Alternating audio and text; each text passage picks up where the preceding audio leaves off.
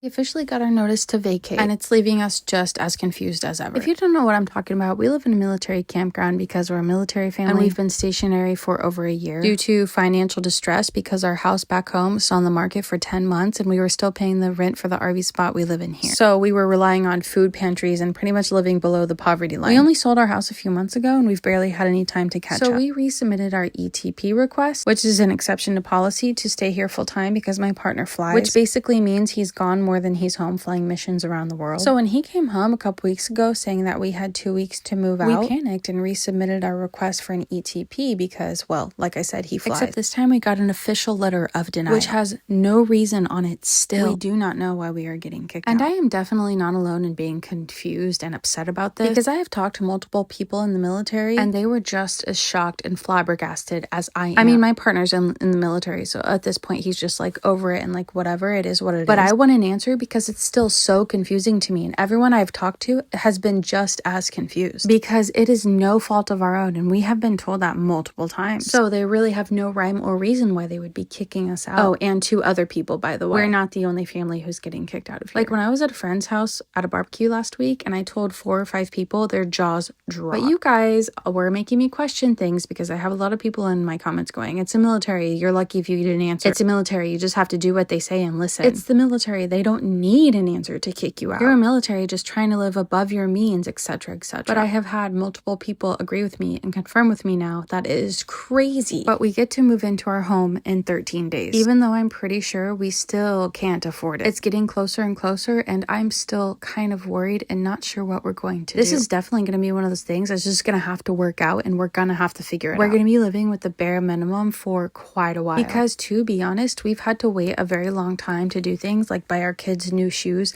take our kids to dentist appointments, buy our kids seasonal clothes, and that just takes priority right now over everything because we've all had to wait so long. Like when I tell you we were struggling, we were struggling. There were other families that were noticing and literally buying us clothes without even us asking. It was insane. I've actually had quite a few people ask if they can support me, and the best way that you can support us through this is that I do have an Amazon LINK in my bio on all social platforms.